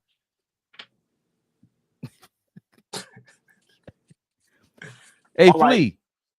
Go ahead. Darlene Bryant has the last word. No, she wins. Got to go with Josh Hart. She settled the score. I'm not arguing with the lovely Darlene Bryant. I will not do that tonight. Flea, you won this round only because Darlene Bryant. Only because of Darlene. We'll revisit again. You can't go against the grain, man. Can't go against the grain. Thank you, Darlene, for knocking some sense into this guy in the middle. Real quick, we're doing overtime. I know, I get it. Sorry, guys.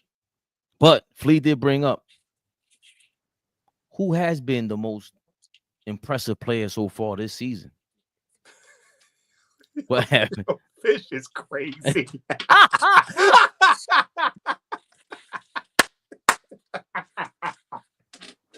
Yeah, this is a nut, man. Yo, Fish got to be shot, man. That was great. Ask that again, Fabian. Hey, Knickerbocker. Neither was John Starks. Yeah, that was by default. We were like, that's what I'm saying. Nobody want to tell the truth at all.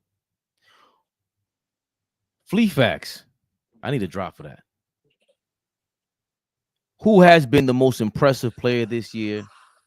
Or who have you just been impressed by during this early NBA tenure during the season?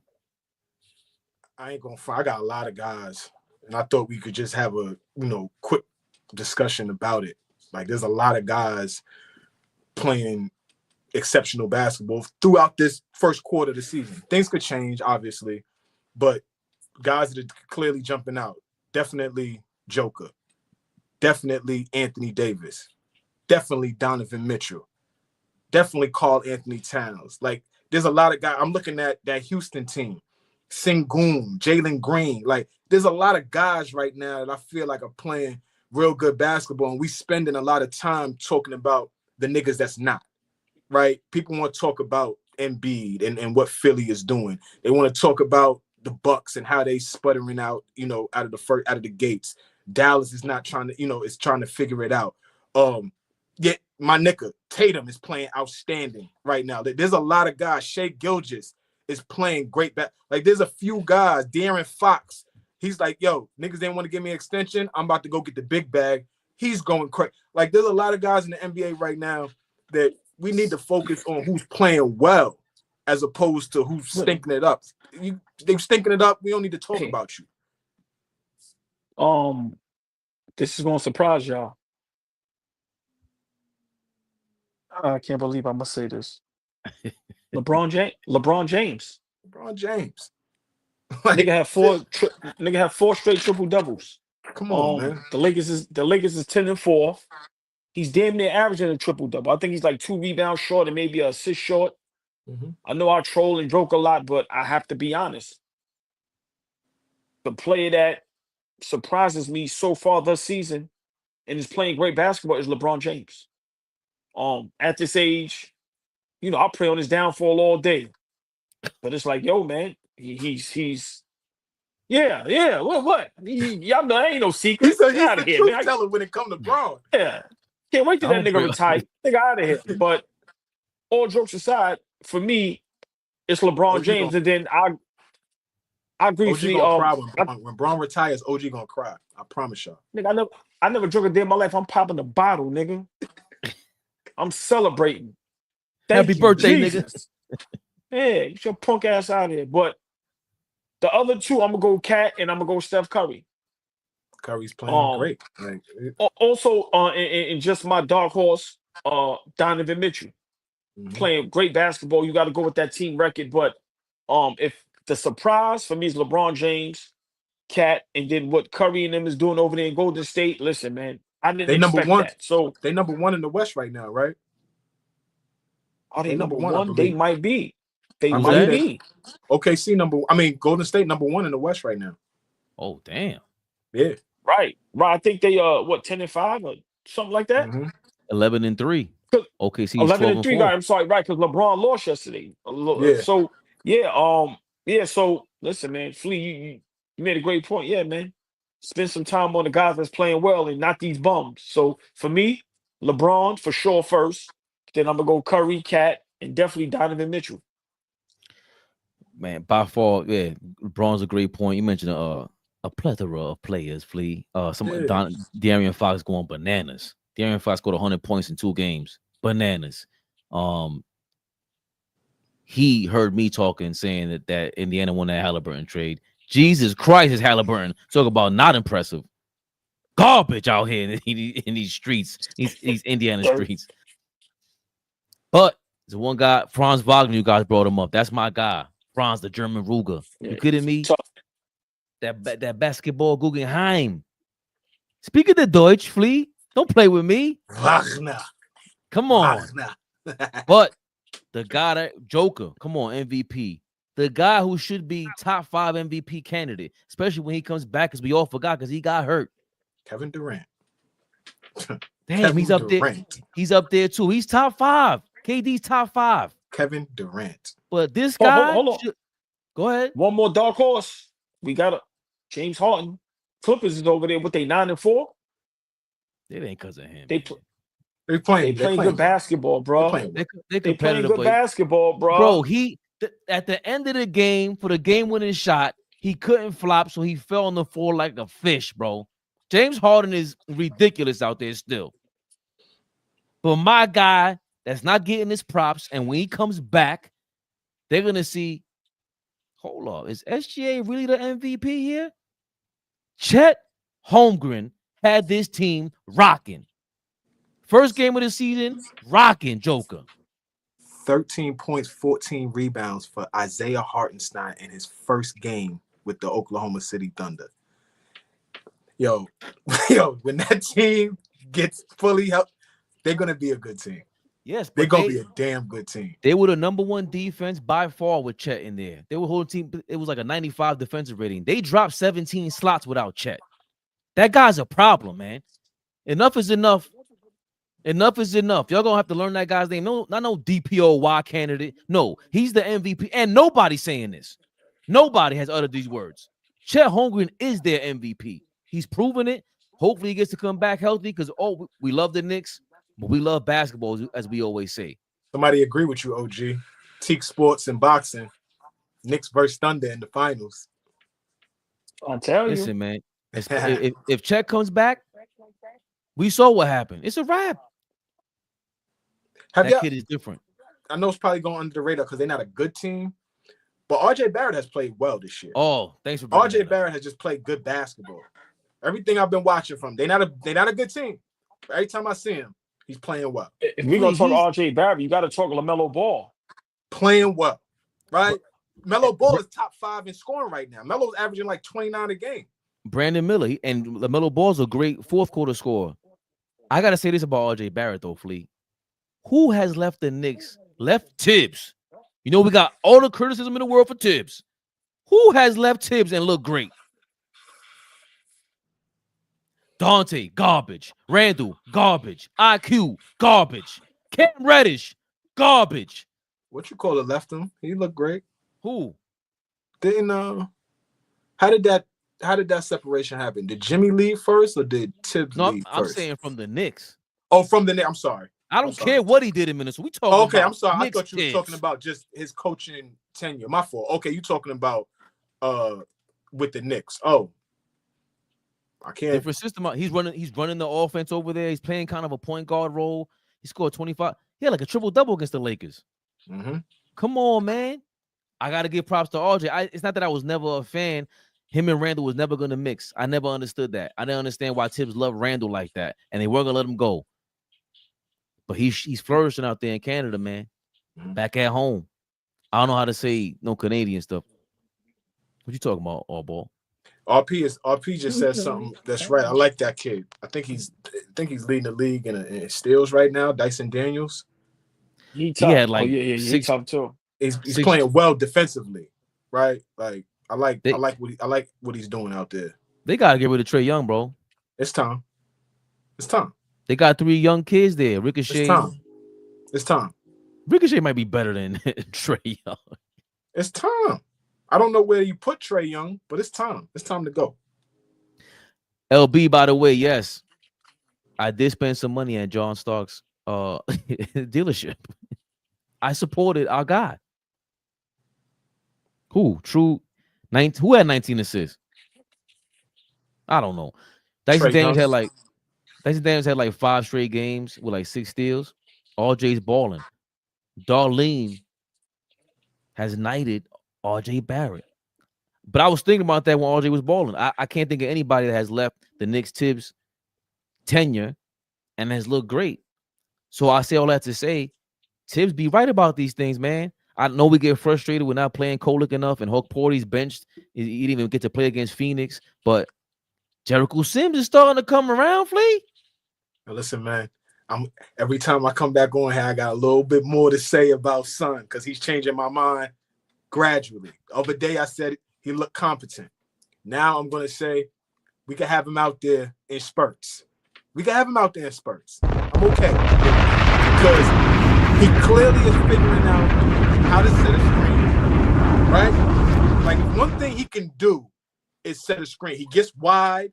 He sets a good screen. Like if that's what you're going to do, God bless you. You could be out there. If you're going to roll to the rim hard, do it. Because you're just going to get easy points like he did in that Phoenix game. He'd be wide open. Easy dump down, and you're the most athletic guy on the floor probably every night you on the basketball court. So, I still like Huck better, but I ain't mad if you're going to put Jericho out there now. And he's playing like this. You saw what he did against Phoenix? That's what I'm saying. All 5 players. Right. Listen, man. I don't know TK Sports and boxing. I don't think everybody just leaves Tibbs and they get good. Jimmy Butler got better when he left Tibbs. Josh Powell and Buddy Hield, they playing good too. Yeah, man. Just the Golden State, what they're doing is crazy. Josh Powell, or you talking about Norm? Norm. He talking about Norm. Norm Powell. Yeah. Norm been stepping up. That's a guy, and he got smoke for Paul George. Love that. Fabian AllBall, aka Bugging Out. Bugging Out, you talking about Bug Out from Sunset Park, what time? Listen, man. Sunset Park, nigga. Fucking spaceman. AllBall Spaceman. That's who Jericho Sims was for a while. Spaceman. Nah, keep it a buck. You could see Jericho taking the machete to the school to get the white teacher out of here. You could see Jericho doing some wild shit like that. Y'all remember that scene? Y'all know what I'm talking about. Don't front like y'all remember that scene. Nigga, that was that fire right there. What's better? What's better, Sunset Park or Coach Carter? I could rewatch Sunset Park more.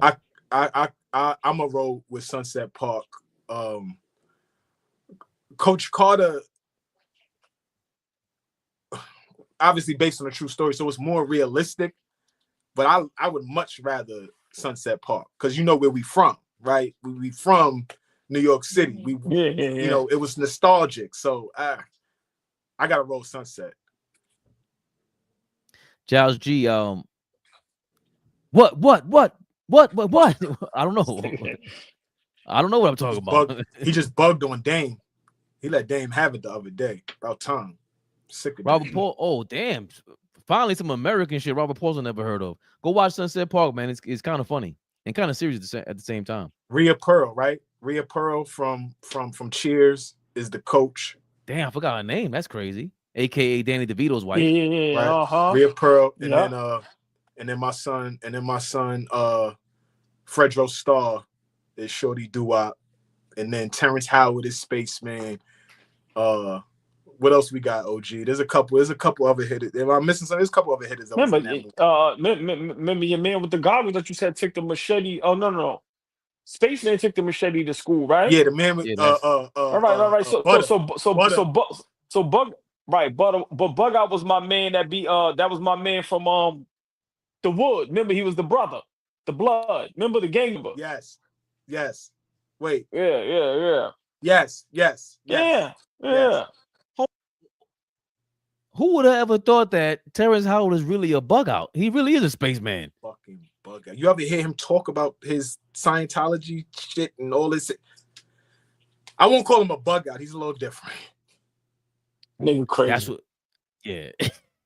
You saw Neil deGrasse Tyson like, crazy. Bro, I got your letter. I didn't want to embarrass you, your dumb ass. And then he just flamed him. Yo, you ain't had to do that, Neil deGrasse Tyson, man. That was fucked up, man. You just wanted some views. We know how this goes. Fish, what's the best basketball movie ever? And don't give me the Fish that outside of Pittsburgh or whatever that shit Dr. J was in. Don't give me that shit. What's the best basketball movie ever, Fish? Well, Above the Rim is Hoop Dreams. All right.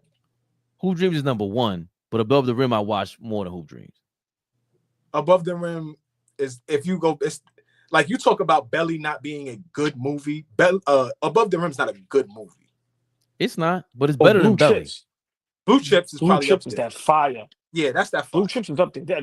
That's top five. Hold on. Yes. So before we get out of here, Tony, top five. Tony, what the fuck would you doing, Tony? Top five greatest basketball movies. Top five basketball greatest movies all time. White Man Can't Jump counts? Yeah. Yes, that's a basketball movie. Yes. That's up there. Yes. I agree. Hoosiers. White Man Can't Jump in Blue Chips. Yes, that's up there. I think let's get a list together. We don't got to do all individual. Let's collectively get a list together. Right. Those two got to be. What was my joint? When Western Kentucky beat Kentucky. Oh, that's oh shit. That old school shit. Oh man. Nigga, that's that heat. All the white people. Nah, it's a great movie. Yeah. Damn, somebody gonna drop it in the comments for us. I forget the name of it, but it's a great movie. For me, that's up there. Like Mike. That's a good movie. Six Man. Yeah, it's a good movie, but I ain't gonna. Glory Road. There you go, T Sports. Glory Road. Glory Road. Thank you. Like Mike. Yeah. No. There's some heat out there. Crossover. Remember that garbage? with nasty. What's the movie that Common played a NBA basketball? They had Common playing an NBA. Oh, yeah. Queen Latifah was she was like the doctor or something. Yeah, that was terrible. That was terrible. Lord have mercy. It's bad. How can we forget about Space Jam? Space Jam, the original. Thanks, LeBron, for fucking that up. Nah, Space Jam was dirt. What? The original Space. Come on, man. I'm going back and looking at certain things, man. Certain things can't stand the test of time. It was good. That's how I feel about Busta Rhymes, bro. Hold on. Speaking of which, I'm sorry, I'm keeping his OT. Flea did want to speak get out of here on you. What? You could dip. Flea wanted to talk about the fantabulous. No, I don't. I just mentioned it. We don't have to. If we're not going to give. Oh, don't get no attitude with me. You wanted to talk about Jim King Kendrick. First of all, he's not my king. Slow down. That's how y'all act. What is this? What was that West Coast mid garbage you had me listening to on the way here to the house? I said, if we take 45 minutes to listen to what he came out with, it's the newest music out. Take time, listen, and if we can have a discussion about it, cool. If we can't, that's cool too. It's okay. It didn't blow me away. Hold on, Flea. How was it though? Your honest opinion. That's what I said. Paul, it didn't blow me away, but he's rapping. Listen, we're in an era where adult contemporary rap goes over the adults' heads. Oh, this nigga's 42 years old. He don't want to listen to Kendrick Lamar. All right, so let's play the new Lil Baby. Like, what are you talking about, Fabian? It was okay. Every time he drops, it's like people act like the world ended. No, he's it's not about the world ending, because if Drake drops something right now, the world would end too. He dropped 1,000 times this year and nobody cared. So that is untrue. This era, I think, is music done? Rap music might just be finished. And Kendrick might have the last battle. Good rap music comes out and you niggas want to run from it because that's what niggas do now. That's the era. Like we was talking about at the beginning of the show. It's just the eras. And old niggas is falling into it. Young niggas is leading it. Don't let me really start talking. You can't say that when Kendrick dropped nothing but heat before that. And he destroyed the guy you just brought up. And I like Drake more than them guys. I think J. Cole is nicer than both of them. But he was disappointing for that stupid absence in the battle. But Kendrick, if you gonna drop, bro, just drop some real shit, man. Don't be dropping that bullshit and having Flea hit me up talking about, yo, did you listen to Kendrick? And my man B. I just hate it. I hated when we had these I love when we used to have these conversations and it was real shit. It was real rap. Not this shit. This shit is a mystery. It's a question mark for all of it. That's my beef for all this shit. Nah. You brought the competition back. Keep it there. J. Cole's a coward for doing that shit because we want to hear the fuck slick talk, all that. He got game. How would forget that? That's there. Blue chips, green, he got game. White man can't jump Sunset Park. That's a good 5. That's a good 5, Turbo. It's a good 5, Turbo. He got game. I'm putting Glory Road for me over Sunset Park. That's a good list, though.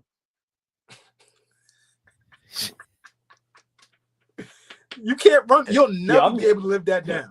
Have a good night. I've been forced to go to Nicki Minaj concerts with "Marry Me" signs, man. Shout out to Queens, man. John Stark's got a dealership out there. Nicki Minaj, take us home. I don't want to say John Stark's name again on Knicks Rehab unless we got him sitting here with us. I don't want to say his name again. He was too ahead of his time, Teak. Like, come on, man. Kendrick is legendary at the end of the day. I ain't trying to shit on him. Flea just got me in a tizzy. You know who that is. We live. That guy. That guy. Never the little one. Appreciate everybody. This is a good Friday. Ball suckers.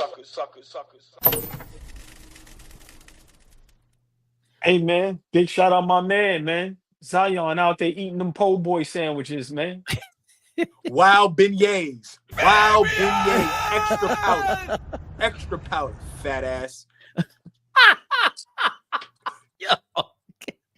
Catch us weeknights, 6 p.m. I would say every night, but goddamn, we had a long week. Hey, look, man, our schedules got messed up this week. It's all good. I don't know if we could do Monday, though. I'm not gonna lie to y'all.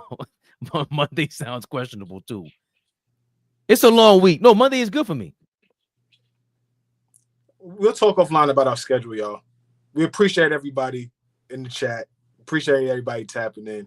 Thank you, Darlene. We love you. Great show. Teak Sports, appreciate you, man. Is it Teak or TK? Why would it be TK? Oh, I thought it was a flop. That's true. Sorry.